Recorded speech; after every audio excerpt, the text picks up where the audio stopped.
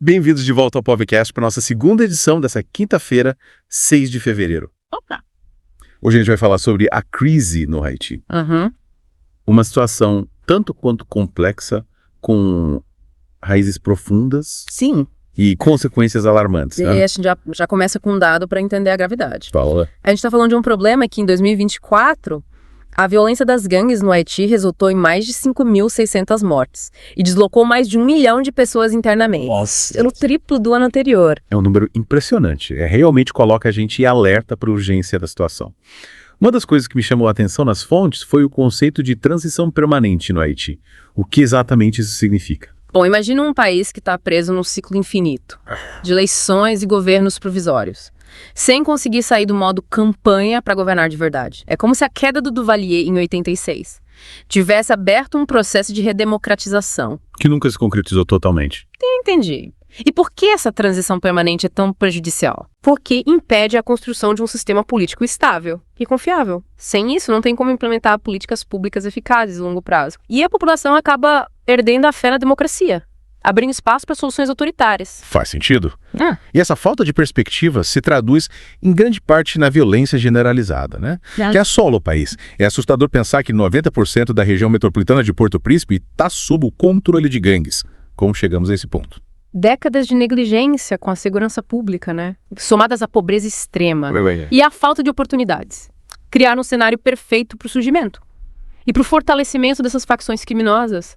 E a violência, por sua vez, só aprofunda a crise, gerando um ciclo vicioso. Ciclo vicioso, realmente. E aí entra a questão das intervenções internacionais, né? Sim. Um tema bastante controverso quando se fala em Haiti. Sim, o Haiti tem um longo histórico de intervenções, com resultados no mínimo questionáveis, né? A MONUST, missão da ONU liderada pelo Brasil entre 2004 e 2017, é um exemplo emblemático. É verdade, eu lembro que a MINUSTO foi alvo de muitas críticas na época. Quais foram os principais problemas? A missão custou quase 10 bilhões de dólares e deixou um legado polêmico. A introdução de um surto de cólera, atribuída à falta de saneamento básico no acampamento das tropas nepalesas. Foi um dos pontos mais críticos. Milhares de haitianos morreram por causa da epidemia. Uma tragédia, realmente. E agora, com a proposta de uma nova intervenção liderada pelo Quênia, muitos temem que os erros do passado se repitam. Exatamente. A CARICOM, por exemplo, defende que a prioridade deveria ser o fortalecimento das instituições haitianas e o diálogo político interno, em vez de uma solução militarizada. Ou seja, a comunidade internacional precisa aprender com os erros do passado e buscar soluções que realmente empoderem os haitianos, né? E a reconstruírem seu país. Falando em soluções. Outro ponto que me chamou a atenção foi a crítica à ineficácia da ajuda internacional no Haiti. Pois é, o Haiti é muitas vezes chamado de ONG-tocracia, um país inundado por ONGs que, apesar dos bilhões de dólares investidos, né, não conseguem gerar resultados concretos para a população. Que seria a raiz desse problema? A falta de foco em fortalecer as instituições haitianas. Muitas vezes a ajuda internacional acaba criando uma dependência, que perpetua a crise, em vez de simplesmente doar dinheiro. É preciso investir em projetos que capacitem os haitianos a construírem seu próprio futuro. É como aquele ditado, né? Dê um peixe a um homem e você o alimentará por um dia. Ensine-o a pescar e você o alimentará por toda a vida. Perfeito. No caso do Haiti, ensinar a pescar significa investir no fortalecimento do Estado, na educação, na saúde e na criação de oportunidades para que os haitianos possam se desenvolver de forma sustentável. É verdade. E para além dos desafios estruturais, é importante lembrar da força e da resiliência do povo haitiano, né? Que mesmo diante de tantas adversidades, continua lutando por um futuro melhor. Com certeza, essa resiliência é inspiradora e fundamental para a reconstrução do país. Os haitianos precisam ter o protagonismo na busca por soluções. E a comunidade internacional deve atuar como parceira nesse processo. E aí essa parceria precisa ser baseada no respeito à soberania do Haiti, né? E na compreensão da complexidade da sua realidade, para que os erros do passado não se repitam. Exatamente. A comunidade internacional precisa entender que não existem soluções mágicas para o Haiti. É preciso ter paciência, humildade e, acima de tudo, respeito pelo povo haitiano. A elite haitiana, historicamente, não tem se mostrado muito interessada em atender às demandas da população.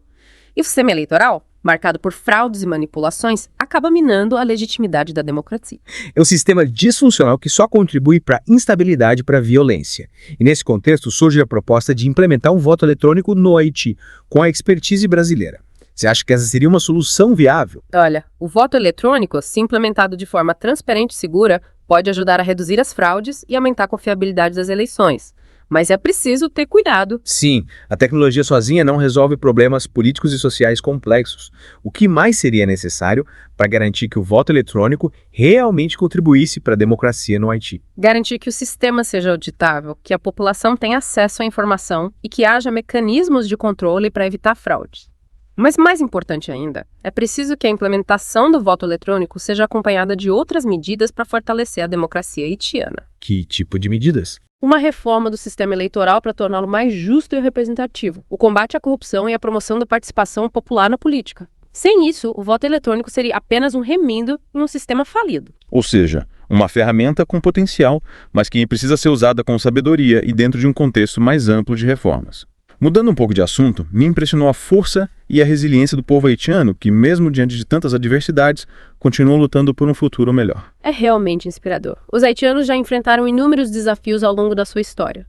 Colonização, escravidão, pobreza, desastres naturais, instabilidade política e violência. E apesar de tudo, nunca perderam a esperança. E essa esperança é um de seus maiores trunfos. Sem dúvida. É essa força interior que os impulsiona a reconstruir suas vidas após cada tragédia, a lutar por seus direitos e a buscar soluções para os problemas do país. É a energia vital do Haiti.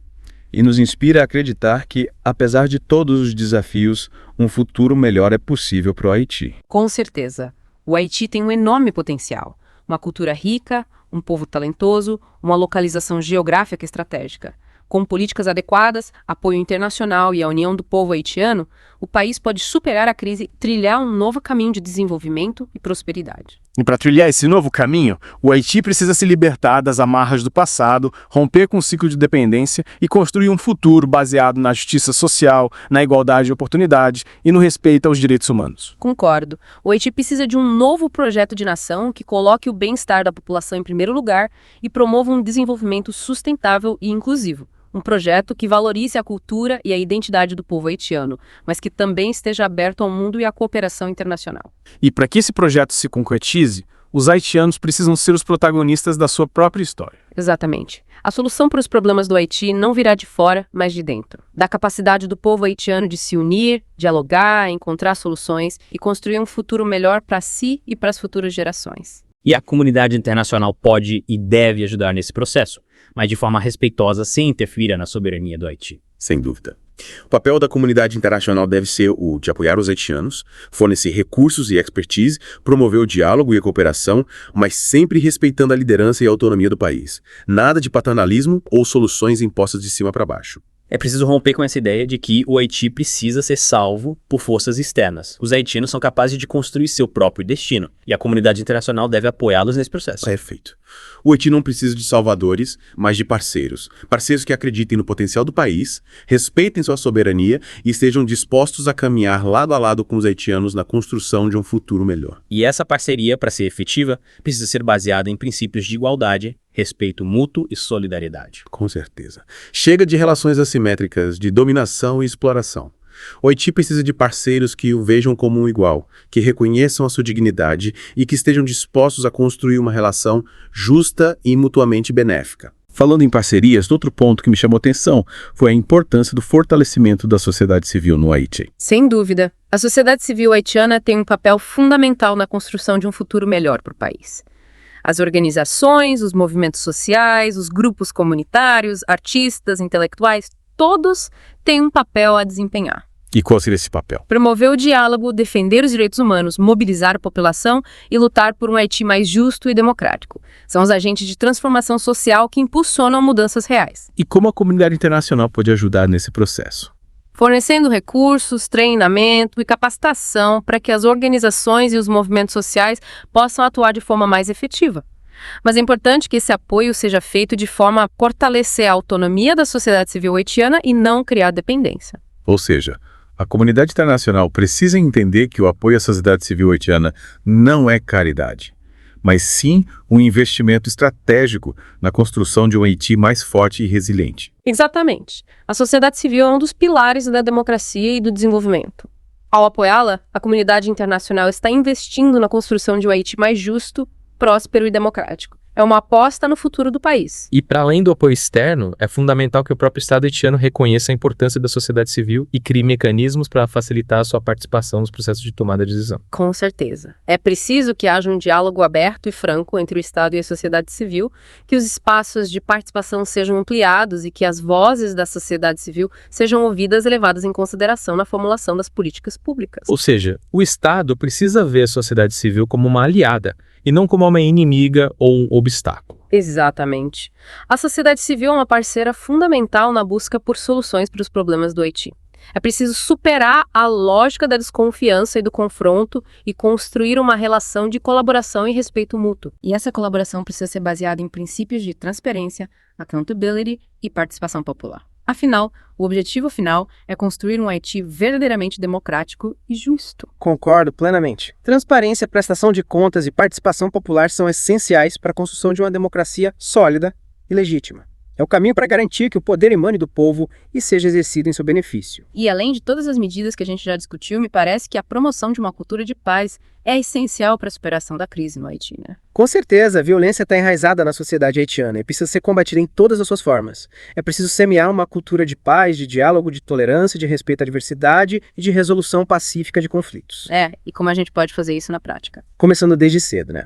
Nas escolas, nas famílias, nas comunidades, ensinando as crianças e os jovens a resolverem seus conflitos de forma pacífica, a respeitarem as diferenças e a construírem uma sociedade mais justa, mais harmoniosa, mas não basta só falar sobre paz, né? É preciso agir. É verdade, quais tipos de ações concretas a gente pode tomar?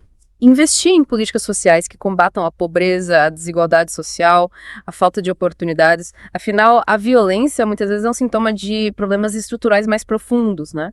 É preciso criar um ambiente onde a paz possa florescer. Então, a cultura de paz se constrói com ações que promovam a justiça social e o bem-estar de toda a população. Exatamente. E além disso, é fundamental reconstruir o tecido social haitiano que foi profundamente fragilizado pela crise.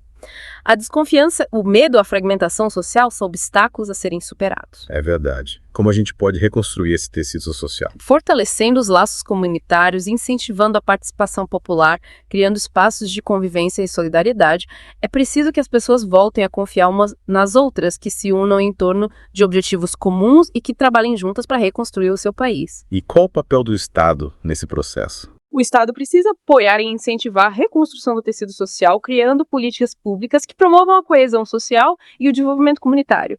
Mas essa reconstrução também depende da iniciativa da própria sociedade civil, da organização das comunidades e do engajamento dos cidadãos. Ou seja, a reconstrução do tecido social é um processo que precisa ser construído de baixo para cima com a participação de todos os haitianos, e essa união, essa força coletiva me faz lembrar da questão da esperança que permeou toda a nossa conversa. A esperança é fundamental. Apesar de todos os desafios, é preciso manter acesa a chama da esperança de que um futuro melhor é possível para o Haiti.